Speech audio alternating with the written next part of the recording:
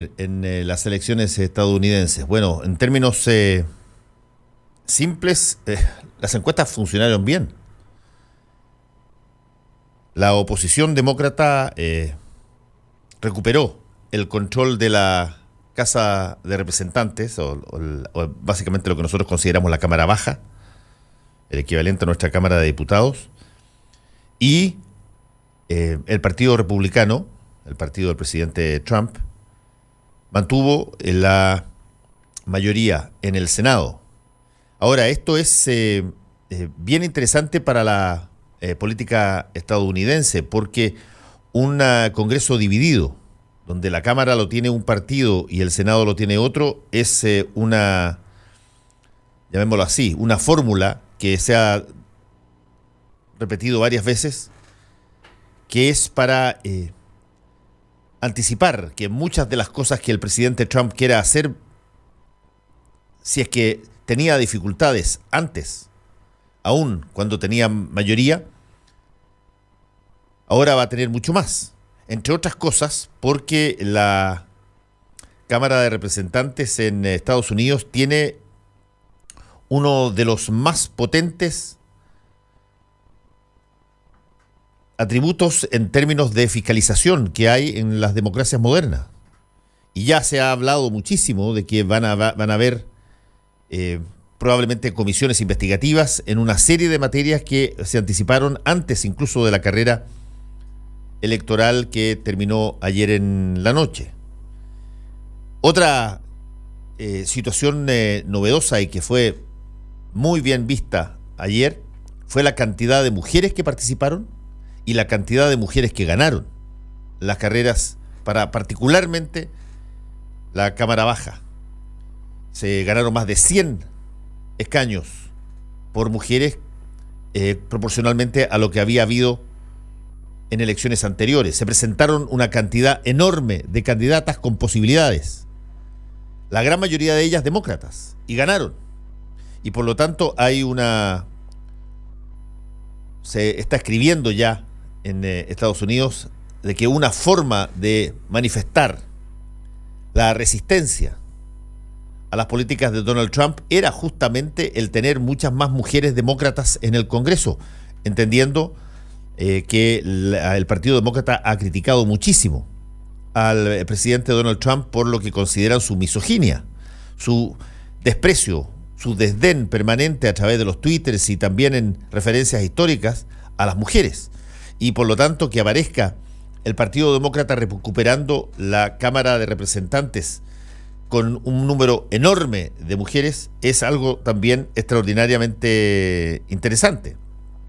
Hay además una serie de situaciones que se dieron por primera vez en esta elección. Por ejemplo, hay personas que fueron elegidas para la Cámara de Representantes en particular, que tienen ciertas características que no se habían dado nunca antes en la política estadounidense. Por ejemplo, el caso de Ayanna Pressley, demócrata del estado de Massachusetts, un estado súper culto, un estado bastante rico, es el estado de donde venían los Kennedy. Bueno, va ella a ser, Ayanna Pressley, la primera mujer afroamericana en representar al Estado en el Congreso, después de haber ganado ayer las elecciones.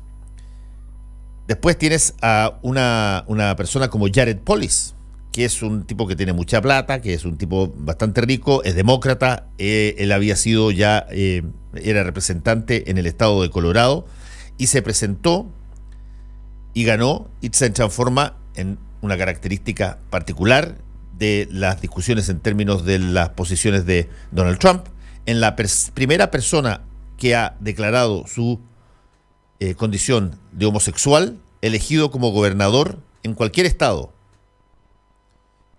Y eso ha sido también relevado muchísimo en Estados Unidos.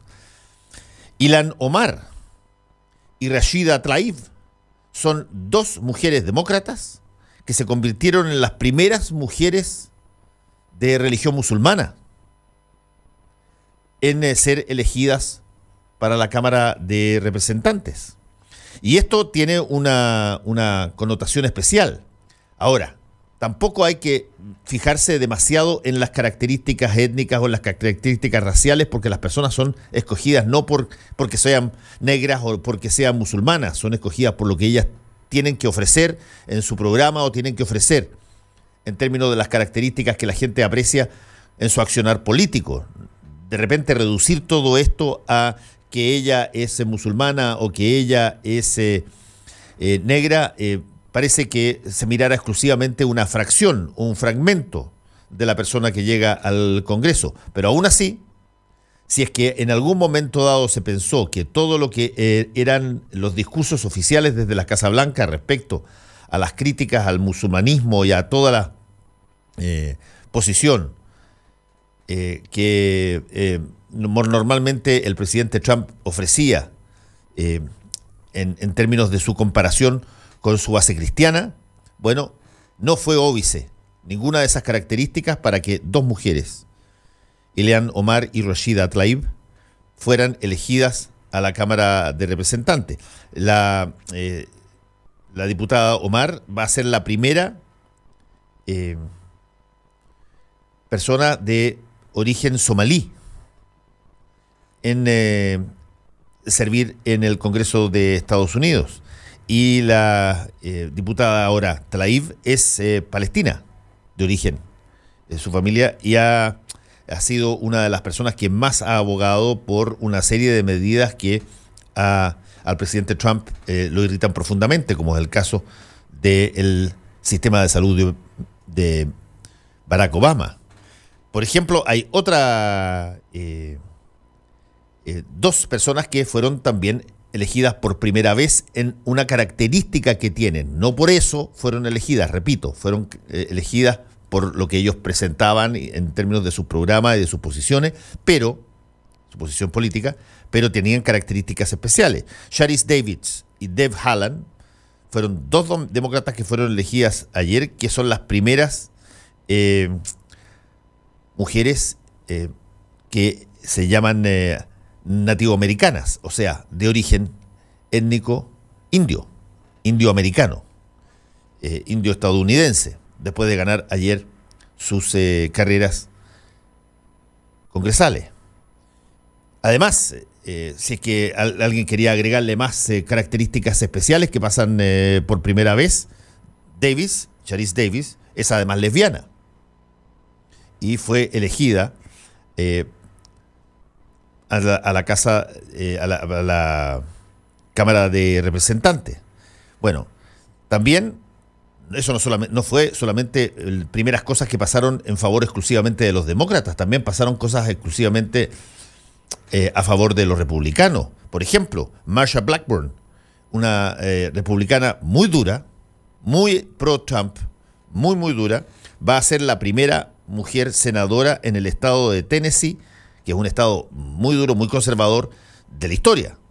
Así es que las cosas que han pasado en la elección ayer tienen, repito, a un Congreso que está trabado. En Estados Unidos le llaman deadlock, que es cuando tú te trabas y no puedes salir. Una Cámara que es mayoritariamente de un partido y un Senado que es mayoritariamente del otro, y por lo tanto se avisoran un montón de cosas que van a quedar entreveradas, se van a demorar, va a haber una serie de problemas, y la Cámara de Representantes, que tiene el poder de fiscalización inmediato muy cerca, probablemente va a levantar una serie de investigaciones sobre la Casa Blanca y particularmente sobre el presidente Trump.